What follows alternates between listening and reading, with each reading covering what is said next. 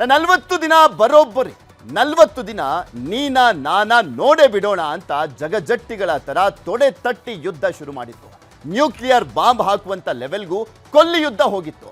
Iran ನಾಗರಿಕತೆಯನ್ನೇ ಅಳಿಸಿ ಹಾಕ್ಬಿಡ್ತೀವಿ ಅಂತ Trump ಹೇಳಿದಾಗಲೂ ಕೂಡ ಇರಾನ್ ಕಚ್ಚೆಯನ್ನ ಕಟ್ಟಿರಲಿಲ್ಲ. ಕೊನೆಗೆ ಅಮೆರಿಕದವರೇ ಬೆನ್ನು ಬಗ್ಗಿಸಿದ ಮೇಲೆ ಕೊನೆ ಕ್ಷಣದಲ್ಲಿ ಕದನ ವಿರಾಮಕ್ಕೆ ಇರಾನ್ ತಥಾಸ್ತು ಅಂತ ಹೇಳಿದೆ. ಯುದ್ಧ ನಿಂತಿಲ್ಲ, ಆದ್ರೆ ಈಗ ನಡೀತಾ ಇರುವಂತ ಯುದ್ಧ 2 ವಾರಗಳ ಮುಂದೂಡಿಕೆ ಆಗಿದೆ ಅಷ್ಟೇ. ಈ 15 ದಿನದ ಒಳಗಾಗಿ ಇರಾನ್ ಷರತ್ತುಗಳಿಗೆ ಅಮೆರಿಕ ಬಗ್ಗದೆ ಹೋದ್ರೆ ಮತ್ತೆ ಯುದ್ಧ ಮಾಡ್ತೀವಿ ಅಂತ ಇರಾನ್ ಕಡ್ಡಿ ತುಂಡಾದಂತೆ ಹೇಳಿದೆ. ಈ ಸಲ ಇಸ್ರೇಲ್ ನೆಲವನ್ನ ನಾವು ಸರ್ವನಾಶ ಮಾಡ್ತೀವಿ ಹುಷಾರಂತಲೂ ಕೂಡ ಇರಾನ್ ಎಚ್ಚರಿಕೆಯನ್ನ ಕೊಟ್ಟಿದೆ. ಈಗ ಅಮೆರಿಕ ಮುಂದಿರುವಂಥದ್ದು ಒಂದೇ ದಾರಿ, ಇರಾನ್ನ 10 ಷರತ್ತುಗಳನ್ನ ಪೂರೈಸಬೇಕಾಗಿದೆ. ಆ 10 ಷರತ್ತುಗಳನ್ನ ನೋಡ್ತಾ ಹೋದಾದ್ರೆ ಹರ್ಮುಜ್ ಜಲಮಾರ್ಗ ನಮ್ಮ ಹತೋಟಿಯಲ್ಲೇ ಇರುತ್ತೆ ಅಂತ ಇರಾನ್ ಮೊದಲ ಷರತ್ತನ್ನ ಹಾಕಿದೆ. ಇನ್ನ 2ನೇ ಷರತ್ತು, ಹಡಗುಗಳಿಗೆ ಟೋಲ್ ಹಾಕ್ತೀವಿ, ಎಲ್ಲರೂ ಕೂಡ ಕಟ್ಟಲೇಬೇಕು ಅಂತ ಹೇಳಿದ್ದು. ಟೋಲ್ ಏರಿಕೆನೂ ಕೂಡ ಶುರು ಮಾಡಿದೆ. ಅದು ಎಷ್ಟು ಮಟ್ಟಿಗೆ ಅಮೆರಿಕ ಒಪ್ಕೊಳ್ಳುತ್ತೆ ಅಂತ ಕಾದು ನೋಡಬೇಕು. ಬಿಕಾಸ್ ಒಂದು ಟೋಲ್ ಅನ್ನ ಪಾಸ್ ಮಾಡಬೇಕು ಅಂದ್ರೆ ಹತ್ತತ್ರ 18 ಕೋಟಿ ರೂಪಾಯಿ ಆಗುತ್ತೆ. ಇನ್ನ 3ನೇದು, ಇರಾನ್ ಸುತ್ತಲಿರುವಂತ ಸೇನೆಯನ್ನ ವಾಪಸ್ ಕರೆಸ್ಕೊಳ್ಬೇಕು ಅಂತ ಅಮೆರಿಕಾಗೆ ಖಡಕ್ ಆಗಿ ಸಂದೇಶವನ್ನ ಕೊಟ್ಟಿದೆ. ಹಾಗೆ 4ನೇದು ನೋಡೋದಾದ್ರೆ ಪರಮಾಣು ಶಕ್ತಿ ವಿರುದ್ಧದ ನಿರ್ಣಯಗಳನ್ನ ಅಂತಾರಾಷ್ಟ್ರೀಯ ಪರಮಾಣು ಶಕ್ತಿ ಸಂಸ್ಥೆಯಲ್ಲಿ ರದ್ದು ಮಾಡಬೇಕು. 5ನೇದು, ವಿಶ್ವಸಂಸ್ಥೆ ಭದ್ರತಾ ಮಂಡಳಿಯಲ್ಲಿ ಇರಾನ್ ನಿರ್ಣಯಗಳಿಗೆ ಅನುಮೋದಿಸಬೇಕು ಅಂತಲೂ ಕೂಡ ಕಂಡೀಷನ್ ಅನ್ನ ಹಾಕಲಾಗಿದೆ. 6ನೇದು, ಯುದ್ಧದಿಂದ ಆಗಿರುವಂತ ಎಲ್ಲಾ ನಷ್ಟವನ್ನ ಅಮೆರಿಕನೇ ಕಟ್ಟಿಕೊಡಬೇಕು ಅಂತ ಇರಾನ್ ಹಾಕಿರುವಂತ ಷರತ್ತು ಅಮೆರಿಕಾಗೂ ಕೂಡ ಈಗ ನಿದ್ದೆಗೆಡಿಸಿದೆ. 7ನೇದು, ಅಮೆರಿಕ ವಿಧಿಸಿರುವಂತ ಎಲ್ಲಾ ಆರ್ಥಿಕ ನಿರ್ಬಂಧಗಳು ಕೂಡ ರದ್ದು ಮಾಡಬೇಕು. 8ನೇದು, ಲೆಬನಾನ್ನಲ್ಲಿ ಹೆಜ್ಬುಲ್ಲಾ ಮೇಲೆ ಆಗ್ತಾ ಇರುವಂತ ಎಲ್ಲಾ ದಾಳಿಗಳನ್ನ ನಿಲ್ಲಿಸಬೇಕು. 9ನೇದು, ವಿದೇಶದಲ್ಲಿರುವಂತ ಇರಾನ್ನ ಎಲ್ಲ ಆಸ್ತಿಗಳನ್ನ ಷರತ್ತುಗಳಿಂದ ಮುಕ್ತಗೊಳಿಸಬೇಕು ಅಂತ ಹೇಳಿದೆ. ಫೈನಲ್ 10ನೇ ಕಂಡೀಷನ್ ಅಂತ ನೋಡಿದಾದ್ರೆ ಇರಾನ್ ವಿಷಯದಲ್ಲಿ ಮತ್ತೆ ಯಾರು ಕೂಡ ಮೂಗು ತೂರಿಸಬಾರದು ಅಂತ ಇರಾನ್ ಕಂಡೀಷನ್ ಅನ್ನ ಹಾಕಿದೆ. ಇದೆಲ್ಲವೂ ಕೂಡ ಎಷ್ಟು ಮಟ್ಟಿಗೆ ವರ್ಕೌಟ್ ಆಗುತ್ತೆ ಕಾದ್ ನೋಡಬೇಕಾಗಿದೆ. ಇನ್ನ ಇರಾನ್ ಹಾಕಿರುವಂತ ಈ 10 ಷರತ್ತುಗಳಿಗೆ ಡೊನಾಲ್ಡ್ ಟ್ರಂಪ್ ದೂಸರಾ ಮಾತಾಡದೆ ಒಪ್ಕೊಂಡ್ಬಿಟ್ಟಿದ್ದಾರೆ. ಏಪ್ರಿಲ್ 10ಕ್ಕೆ ಪಾಕಿಸ್ತಾನದ ಇಸ್ಲಾಮಾಬಾದ್ನಲ್ಲಿ ಅಮೆರಿಕ ಇರಾನ್ ಪ್ರಮುಖ ನಾಯಕರು ಮಧ್ಯಸ್ಥಿಕೆಯ ಮಾತುಕತೆಯನ್ನು ಕೂಡ ನಡೆಸಲಿಕ್ಕೆ ತೀರ್ಮಾನವನ್ನ ಮಾಡಲಾಗಿದೆ. ಪಾಕಿಸ್ತಾನದ ಪಿಎಂ ಶಹಬಾಜ್ ಶರೀಫ್ ಹಾಗೂ ಸೇನಾ ಮುಖ್ಯಸ್ಥ ಆಸಿಮ್ ಮುನೀರ್ ಅವರೊಂದಿಗೆ ನಡೆದ ಮಾತುಕತೆಯ ಆಧಾರದ ಮೇಲೆ ಇರಾನ್ ಮೇಲೆ ನಡೆಯಲಿದ್ದ ದಾಳಿಯನ್ನ ತಾತ್ಕಾಲಿಕವಾಗಿ ನಿಲ್ಲಿಸಲು ನಾನು ಒಪ್ಪಿಕೊಂಡಿದ್ದೇನೆ. ನಾವು ಇರಾನ್ನಿಂದ 10 ಅಂಶಗಳ ಪ್ರಸ್ತಾವನೆಯನ್ನ ಪಡೆದಿದ್ದೇವೆ. ಆ 10 ಅಂಶಗಳು ಚರ್ಚಿಸಲು ಸೂಕ್ತವಾಗಿದೆ. ಇರಾನ್ ತಕ್ಷಣವೇ ಹರ್ಮುಜ್ ಕಣಿವೆಯನ್ನ ಸಂಪೂರ್ಣವಾಗಿ ಮತ್ತು ಸುರಕ್ಷಿತವಾಗಿ ತೆರೆಯುವ ಷರತ್ತಿನಡಿ 2 ವಾರಗಳ ಕಾಲ ಕದನ ವಿರಾಮ ಘೋಷಿಸಲಾಗಿದೆ. ನಾವು ಇರಾನ್ನಲ್ಲಿ ಎಲ್ಲಾ ಗುರಿಗಳನ್ನು ಸಾಧಿಸಿದ್ದೇವೆ. ಈ ಅವಧಿಯಲ್ಲಿ ದೀರ್ಘಕಾಲೀನ ಶಾಂತಿ ಒಪ್ಪಂದವನ್ನು ಅಂತಿಮಗೊಳಿಸುವ ಪ್ರಯತ್ನಗಳೂ ನಡೆಯಲಿವೆ. ಇದು ಇಡೀ ಜಗತ್ತಿಗೆ ನಾನೇ ದೊಡ್ಡಣ್ಣ ಅಂತ ಹೇಳ್ಕೊಳ್ತಾ ಇದ್ದಂತ ಅಮೆರಿಕ ಅಧ್ಯಕ್ಷರ ಕತೆ. ಇರಾನ್ ನಾಗರಿಕತೆಯನ್ನೇ ನಾಶ ಮಾಡ್ಬಿಡ್ತೀನಿ ಅಂತ ಇದ್ದವರು ಇರಾನ್ ಮುಂದೆ ಮಂಡಿಯೋರಿದ್ದಾರೆ. ಹಾಗಿದ್ರೆ ನಿಜಕ್ಕೂ ಅಮೆರಿಕದವರು ಇರಾನ್ಗೆ ಆಗಿರುವಂತ ನಷ್ಟ ಕಟ್ಟಿಕೊಡ್ತಾರ? 40 ದಿನದ ಈ ಘೋರ ಯುದ್ಧದಲ್ಲಿ ನಿಜಕ್ಕೂ ಆಗಿರುವಂತ ಲಾಸ್ ಎಷ್ಟು ಅನ್ನೋದು ಇಲ್ಲಿ ಗಮನಿಸಬೇಕಾದಂತ ಅಂಶ. ಕೊಲ್ಲಿ ಕಾಳಗದಿಂದ ಅಮೆರಿಕಾಗೆ ಈ 40 ದಿನದಲ್ಲಾದಂತ ಒಟ್ಟು ನಷ್ಟ 54 ಲಕ್ಷ ಕೋಟಿ ರೂಪಾಯಿ ಅಂತ ಅಂದಾಜು ಮಾಡಲಾಗಿದೆ. ಈ 54 ಲಕ್ಷ ಕೋಟಿಯಲ್ಲಿ ಷೇರುಪೇಟೆಯಲ್ಲಾದಂಥ ನಷ್ಟ 35 ಲಕ್ಷ ಕೋಟಿಯಷ್ಟು ಅಂತ ಹೇಳಲಾಗ್ತಾ ಇರುವಂಥದ್ದು. ಇನ್ನು ಇರಾನ್ ಮೇಲೆ ದಾಳಿ ಮಾಡೋಕೆ ಮಿಲಿಟರಿ ಪಡೆಗಳಿಗೆ ಮಾಡಿದಂಥ 2,86,000 ಕೋಟಿ ರೂಪಾಯಿ ವೆಚ್ಚ ಮಾಡಲಾಗಿದೆ. ಈ ಯುದ್ಧದಲ್ಲಿ ಇರಾನ್ ಹೊಡೆತಕ್ಕೆ ಸಿಲುಕಿ ನಾಶವಾದಂಥ US ಜೆಟ್ಗಳು, ಹೆಲಿಕಾಪ್ಟರ್ಗಳು, ಸೇನಾ ನೆಲೆಗಳಿಂದ ಆದಂಥ ನಷ್ಟ 23,000 ಕೋಟಿ ರೂಪಾಯಿ. ಒಟ್ಟಾರೆ ಅಮೆರಿಕಾಗೆ ಆಗಿರುವಂತ ನಷ್ಟ ಸರಿದೂಗಿಸ್ಲಿಕ್ಕೆ ಇನ್ನೂ 18 ಲಕ್ಷ ಕೋಟಿ ರೂಪಾಯಿ ಬೇಕಂತೆ. ಹೀಗಂತ ಅಮೆರಿಕ ಆರ್ಥಿಕ ಇಲಾಖೆ $200 ಬಿಲಿಯನ್ ಬೇಡಿಕೆಯನ್ನ ಸಲ್ಲಿಸಿದೆ. ಇನ್ನು ಈ ಯುದ್ಧದಲ್ಲಿ ಸತ್ತ ಅಮೆರಿಕ ಸೈನಿಕರು 15 ಜನರಾದ್ರೆ ಗಾಯಗೊಂಡವರ ಸೈನಿಕರ ಸಂಖ್ಯೆ 538. ಇದೆಲ್ಲ ಏಪ್ರಿಲ್ 4ರವರೆಗಿನ ಲೆಕ್ಕ. ಅಧಿಕೃತವಾಗಿ ಪೆಂಟಗನ್ ದಾಖಲೆಗಳು ಬಿಡುಗಡೆ ಮಾಡಿರುವಂತ ಲೆಕ್ಕ ಇದು. ಇನ್ನು 4 ದಿನದ ಮಾಹಿತಿಯನ್ನ ಕೂಡ ಕೊಟ್ಟಿಲ್ಲ. ಯಾಕೆಂದ್ರೆ ಈಗ ಏಪ್ರಿಲ್ 4ವರೆಗೂ ಕೊಟ್ಟಿದ್ರು, ಬಟ್ ಅದಾದ ನಂತರ ನಡೆದಂತ ಎಷ್ಟು ನಷ್ಟ ಆಗಿದೆ ಅನ್ನುವಂಥದ್ದನ್ನ ಕೊಡಬೇಕಾಗಿದೆ. ಈಗ ಇಸ್ರೇಲ್ ದೇಶಕ್ಕೆ ಆದಂತ ಲೆಕ್ಕವನ್ನ ನೋಡೋದಾದ್ರೆ 40 ದಿನದಲ್ಲಾದಂತ ಒಟ್ಟು ನಷ್ಟ 16 ಲಕ್ಷ ಕೋಟಿ ರೂಪಾಯಿ.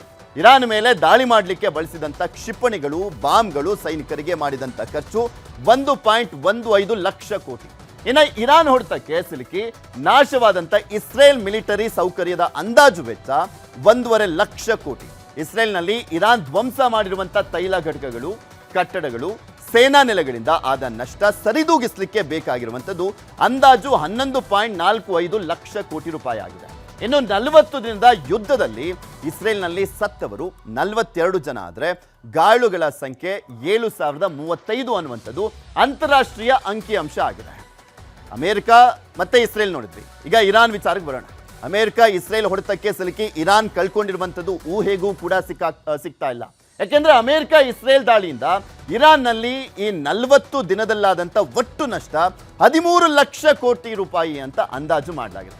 ಅಚ್ಚರಿ ಏನು ಗೊತ್ತಾ, ಅಮೆರಿಕ ಇಸ್ರೇಲ್ ಮೇಲೆ ದಾಳಿ ಮಾಡೋಕೆ ಇರಾನ್ ಬರೀ 80,000 ಕೋಟಿ ರೂಪಾಯಿ ಮಾಡಿದೆ ಅಂತ ಹೇಳಲಾಗ್ತಾ ಇರುವಂಥದ್ದು ಅಂಕಿಅಂಶಗಳು. ಇನ್ನು ಇಸ್ರೇಲ್ ಅಮೆರಿಕ ಹೊಡೆತಕ್ಕೆ ಇರಾನ್ನ ಸೇನಾ ನೆಲೆಗಳು, ಹಡಗುಗಳು, ಫೈಟರ್ ಜೆಟ್ಗಳು ಹಾಳಾಗಿದ್ದು ಇದರ ಮೌಲ್ಯ 2,30,000 ಕೋಟಿ ರೂಪಾಯಿಯಷ್ಟು. ಇನ್ನು ಇರಾನ್ ನೆಲದಲ್ಲಿ ಆಗಿರುವಂಥ ಸರ್ವನಾಶವನ್ನ ಮತ್ತೆ ಸರಿ ಮಾಡೋದಕ್ಕೆ ಬೇಕಾಗಿರುವಂಥದ್ದು ಹತ್ತತ್ರ 10 ಲಕ್ಷ ಕೋಟಿ ರೂಪಾಯಿ ಅಂತ ಹೇಳಲಾಗ್ತದೆ. ಇದೆಲ್ಲದಕ್ಕೂ ಕೂಡ ಮೀರಿದ್ದು ಇರಾನ್ನಲ್ಲಾಗಿರುವಂಥ ಸಾವು ನೋವುಗಳು. ಇರಾನ್ನಲ್ಲಿ 40 ದಿನದ ಯುದ್ಧಕ್ಕೆ 7,300 ಜನ ಸತ್ತಿದ್ದಾರಂತೆ. ಇದರಲ್ಲಿ ಲೆಬನಾನ್ನ ಬಂಡುಕೋರರೆ ಹೆಚ್ಚಾಗಿರುವಂಥದ್ದು. ಇನ್ನು ಗಾಯಗೊಂಡವರ ಸಂಖ್ಯೆ 26,500 ಅಂತ ಅಂಕಿಅಂಶಗಳು ಹೇಳ್ತಾ ಇದ್ದಾವೆ. ಇನ್ನು 3 ದೇಶಗಳಿಗಷ್ಟೇ ಅಲ್ಲ, ಯುದ್ಧದ ಹೊಡೆತಕ್ಕೆ ಸಿಲುಕಿದಂಥ Dubai, Saudi Arabia, Kuwait, Bahrain, Qatar, Oman ದೇಶಗಳಿಗೂ ಕೂಡ ಸಾವಿರಾರು ಕೋಟಿ ರೂಪಾಯಿ ನಷ್ಟ ಆಗಿದೆ. ಇಡೀ ಜಗತ್ತಿನಲ್ಲಿ ಬೆಲೆ ಏರಿಕೆ, ತೈಲ ಅನಿಲ ಪೂರೈಕೆ ಸಮಸ್ಯೆ, ಷೇರು ಮಾರುಕಟ್ಟೆ ಕುಸಿತದಿಂದ 94 ಲಕ್ಷ ಕೋಟಿ ರೂಪಾಯಿ ಬೂದಿಯಾಗಿದೆ ಅನ್ನುವಂಥದ್ದು ಸದ್ಯಕ್ಕೆ ಸಿಕ್ಕಿರುವಂಥ ಲೆಕ್ಕ. ಇನ್ನು ಇಷ್ಟೆಲ್ಲ ನಷ್ಟ ಆಗಿದ್ರೂ ಕೂಡ ಯುದ್ಧ ನಿಂತಿಲ್ಲ. ಯಾಕೆಂದ್ರೆ ಈಗ ಕದನ ವಿರಾಮ ಘೋಷಣೆ ಆಗಿರುವಂಥದ್ದು ಬರೀ 2 ವಾರಗಳಿಗೆ ಮಾತ್ರ. ಸದ್ಯಕ್ಕೆ ಯುದ್ಧ ನಿಲ್ತಿರುವಂಥದ್ದು ಅಮೆರಿಕ ಮತ್ತು ಇರಾನ್ ನಡುವೆ ಅಷ್ಟೇ. ಆದರೆ ಇಸ್ರೇಲ್ ಇರಾನ್ ಮಧ್ಯೆ ಈಗಲೂ ಕೂಡ ಯುದ್ಧ ಕಂಟಿನ್ಯೂ ಆಗ್ತಾ ಇದೆ. ಅದಕ್ಕೆ ಸಾಕ್ಷಿ ಈ ದೃಶ್ಯಗಳು. ಇರಾನ್ ಜೊತೆ ಕದನ ವಿರಾಮಕ್ಕೆ ಇಸ್ರೇಲ್ ಒಪ್ಪಿಗೆ ನೀಡಿದೆ, ಆದರೆ ಲೆಬನಾನ್ ಮೇಲೆ ಇಸ್ರೇಲ್ ದಾಳಿಯನ್ನ ನಿಲ್ಲಿಸಿಲ್ಲ. ಲೆಬನಾನ್ನಲ್ಲಿರುವಂಥ ಹೆಜ್ಬುಲ್ಲಾದವರ ಸಂಭ್ರಮಾಚರಣೆ ಮಾಡ್ತಾ ಇದ್ದಂಥ ಕಟ್ಟಡವನ್ನ ಇಸ್ರೇಲ್ ಸರ್ವನಾಶ ಮಾಡಿಬಿಟ್ಟಿದೆ. ಇಡೀ ಕಟ್ಟಡವೇ ನಿರ್ನಾಮ ಆಗೋಗಿದೆ. ಈ ದಾಳಿಯಲ್ಲಿ 130 ಬಂಡುಕೋರರು ಸತ್ತಿದ್ದು ಹೆಣಗಳನ್ನ ಹೊತ್ಕೊಂಡು ಹೋಗ್ತಾ ಇರುವಂಥ ದೃಶ್ಯಗಳಂತೂ ಭೀಕರವಾಗಿದೆ.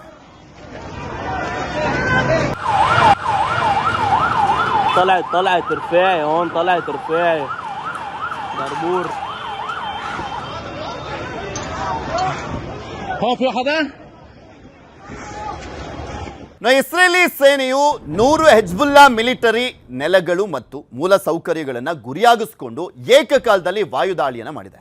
ಕೇವಲ 10 ನಿಮಿಷಗಳಲ್ಲಿ ನಡೆಸಲಾದಂಥ ದಾಳಿಯಲ್ಲಿ ಬೈರುತ್, ಬೇಕಾ ಕಣಿವೆ ಮತ್ತು ದಕ್ಷಿಣ ಲೆಬನಾನ್ನಾದ್ಯಂತ ಮಿಸೈಲ್ಗಳು ಆರ್ಭಟಿಸಿವೆ. ಇದು ಆಪರೇಷನ್ ಲಯನ್ಸ್ ರೋರ್ ಪ್ರಾರಂಭವಾದಂಥ ನಂತರದ ಅತ್ಯಂತ ಭೀಕರ ದಾಳಿಯಾಗಿದೆ.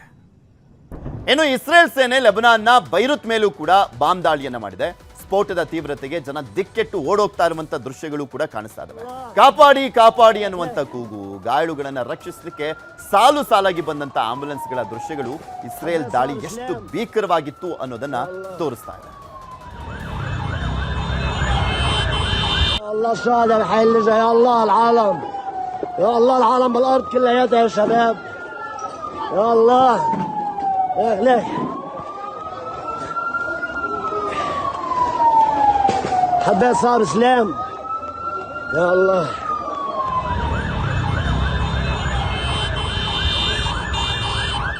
ಇರಾನ್ನ ಪರ್ಷಿಯನ್ ಕೊಲ್ಲಿಯ ಸಿರಿ ದ್ವೀಪದಲ್ಲಿರುವಂತಹ ಲಾವನ್ ತೈಲ ಸಂಸ್ಕರಣಾ ಘಟಕವನ್ನ ಇಸ್ರೇಲ್ ನಾಶ ಮಾಡಿಬಿಟ್ಟಿದೆ. ಇದಕ್ಕೆ ಪ್ರತಿಯಾಗಿ ಇರಾನ್ ಕೂಡ ಇಸ್ರೇಲ್ನ ನೆಗೆವ್ ನಗರದ ಮೇಲೆ ಡೂಮ್ಸ್ ಡೇ ಕ್ಷಿಪಣಿ ದಾಳಿಯನ್ನ ಮಾಡಿದೆ.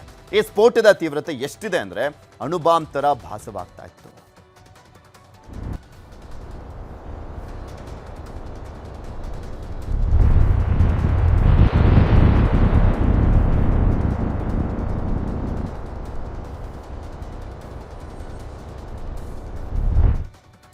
ಅಮೆರಿಕದವರೇನೋ ಅವರ ಬೇಳೆಯನ್ನ ಬೇಯಿಸಿಕೊಂಡು ಕದನ ವಿರಾಮವನ್ನ ಘೋಷಣೆ ಮಾಡಿಕೊಂಡ್ರು. ಆದರೆ ಇಸ್ರೇಲ್ ಇರಾನ್ ಮಧ್ಯೆ ನಡೀತಾ ಇರುವಂತ ಸಂಘರ್ಷ ಮಾತ್ರ ಕೊನೆ ಆಗಿಲ್ಲ.